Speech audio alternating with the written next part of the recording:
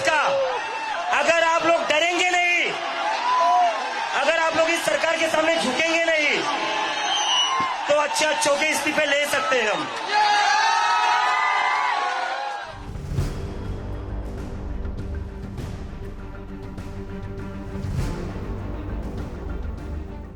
কেন্দ্রীয় শিক্ষামন্ত্রীর পদ থেকে ইস্তফা দিলেন ধর্মেন্দ্র প্রধান।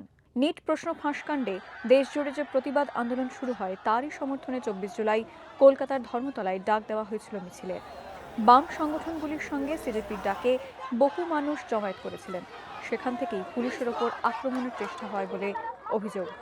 আরও অভিযোগ, আক্রান্ত হয়েছেন সাংবাদিকেরাও। তা নিয়েও শনিবার বিধানসভায় অসন্তোষ প্রকাশ করেন মুখ্যমন্ত্রী। ইতিমধ্যে সাংবাদিক বন্ধুদের কাছ থেকে আমরা লিখিত অভিযোগ পেয়েছি।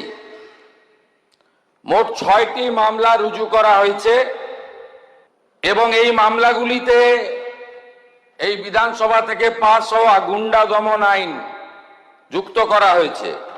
প্রায় 70 জনকে চিহ্নিত করা হয়েছে, যারা একজনও সেলফ ডিক্লেয়ার ককরোচ পার্টির মেম্বার নয়। দিল্লির যন্তর মন্তরে আন্দোলনের সমর্থনে কলকাতায় বাঁধ ভাঙা মিছিল, সৌজন্যে আরশোলাদের দল। আরজিকর পর্বের পর ফের একটা বড় আন্দোলন দেখল কলকাতা। নিট প্রশ্ন ফাঁস কাণ্ডে কেন্দ্রীয় শিক্ষামন্ত্রী ধর্মেন্দ্র প্রধানের পদত্যাগের দাবিতে পথে নেমেছিল হাজার হাজার পড়ুয়া নাগরিক। ক্ষতিটাকে আটকানোর জন্য সেটা আমরা রিয়েলাইজ করেছি এবং I am very proud of my generation যে তারা এটাকে নিজেদের মাথায় নিয়ে আজকে এই চেহারা কলকাতা দেখলো। যন্তর মন্তরের আক্রমণ করে যন্তর মন্তর আটকানো যায়নি, কলকাতা যন্তর মন্তর হয়েছে। যদি আটকানোর চেষ্টা হয় পাড়ায় পাড়ায় যন্তর মন্তর করা হবে। শিয়ালদা থেকে ধর্মতলা পৌঁছানোর পর খানিক তাল কেটেছিল বাম ককরোচদের প্রতিবাদে।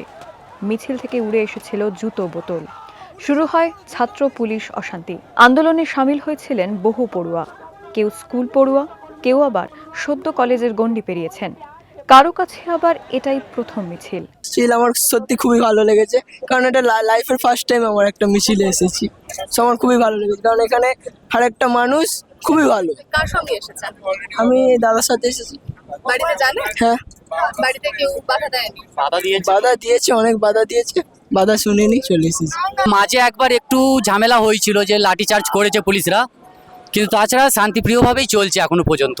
2014 থেকে এখানে কলকাতায় থাকা আমি প্রচুর রাজনৈতিক অরাজনৈতিক মিছিল দেখেছি, অভয়ের মিছিল আমরা দেখেছি, কিন্তু এত বড় মিছিল এবং এত স্বতঃস্ফূর্ত মিছিল আমি দেখিনি। কলকাতার রাস্তায় প্রতিবাদের ঢেউ। কেউ গান করছেন, কেউ বাজনা বাজাচ্ছেন। স্লোগান উঠছে দুর্নীতি অনিয়ম থেকে আজাদির।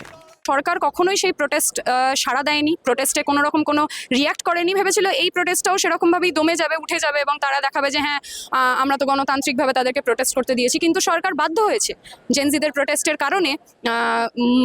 নরেন্দ্র মোদী অবধি কালকে ভিডিও বার্তা দিয়ে এটা বলেছেন যে হ্যাঁ গুরুত্বপূর্ণ ইস্যু, নিট পেপার লিকের মতো একটা গুরুত্বপূর্ণ ইস্যু, সেটাতে গুরুত্ব দিয়ে উনি দেখবেন, যেটা উনি 2 মাস ধরে দেখতে পারেননি। হাজার হাজার পুলিশ মোতায়েন করে ভেবেছিল ভয় দেখিয়ে এই মিছিল আটকাবে, তো তারা তো রাত্রিবেলা 9:30 অবধি অবস্থান চালালো। এত পুলিশ আর ক্ষমতা হলো। এই হচ্ছে তরুণ প্রজন্মের ক্ষমতা এবং এই লড়াই চলবে। আমাদের এজেন্ডা কিন্তু নির্বাচিত সরকারকে ফেলে দেওয়া না, যেটা অনেকে ভাবছে যে বাংলাদেশ বা নেপাল বা শ্রীলঙ্কার মডেলে বোধহয় আমরা ফেলে দেওয়ার চেষ্টা করছি। না, আমরা গণতন্ত্রে বিশ্বাস করি, আমরা সংসদীয় রাজনীতি বিশ্বাস করি, কিন্তু গণতন্ত্রে বিশ্বাস করি এই মানে তো এই নয় যে পুলিশ আমাকে যদি লাঠির বাড়ি মারে আমি ফুল দেবো। এটাও ঠিক। আমাদের এজেন্ডা আমাদের দেশের শিক্ষা ব্যবস্থাকে রিফর্ম করা। জেনজি প্রতিবাদের আন্দোলনের নতুন রূপ দেখেছে কলকাতা। পোস্টারেও নেই পরিচিত রাজনীতির ছোঁয়া। পোস্টারে বিক্ষোভ থাকলেও মিম ভাষ্যে বদলেছে প্রতিবাদের বয়ান। সোশ্যাল মিডিয়ায় অ্যাক্টিভ, তারা ইনস্টাগ্রাম অনেক বেশি করে, ফলে সেইগুলোকে তারা ফলো করে যে অভিনব ভাষায় অভিনব কায়দায় বিভিন্ন বক্তব্য তুলে এনেছে, মিম হিসেবে বিভিন্ন বক্তব্য তুলে এনেছে, সেটা মানুষের কাছে অনেক বেশি পরিমাণে আগে পৌঁছাচ্ছে। আমাদেরকে দেখতে হবে যে সরকার এতদিন আমাদের কথা শুনতে পাচ্ছিল না, সেই সরকারও শুনতে বাধ্য হচ্ছে। সেটা তো খুবই গুরুত্বপূর্ণ একটা ভূমিকা রাখছে বলে আমি মনে করি। এই যে ইনোভেটিভ পোস্টার্স আমরা দেখলাম, মাস্ক পরে, স্পাইডারম্যানের মাস্ক পরে, কেউ হালকের মাস্ক পরে এসছে, কেউ আরো অন্য অভিনব কায়দায় এসছে। মানে সার্বিকভাবে বলতে গেলে এই আন্দোলন থেকে অনেকগুলো রসদ পাওয়া যাবে। যে কোনো আন্দোলনের সময় নতুন ফর্ম আসে, যে কোনো আন্দোলনের সময় প্রজন্ম থেকে প্রজন্মান্তরে তখন ভাষার পরিবর্তন হয়, তখন জেস্চারের পরিবর্তন হয়, ভাবনার পরিবর্তন হয়। এটাই তো প্রাকৃতিক নিয়ম। শাসকের বিরুদ্ধে আগেও তাঁরা পথে নেমেছেন। বাম ছাত্র সংগঠনের ধর্মতলা চলো আন্দোলনের ছবিটা বহু চেনা। সেই চিত্রই এদিন বদলে গেল সঙ্গী আরশোলাদের ঢেউয়ের দাপটে।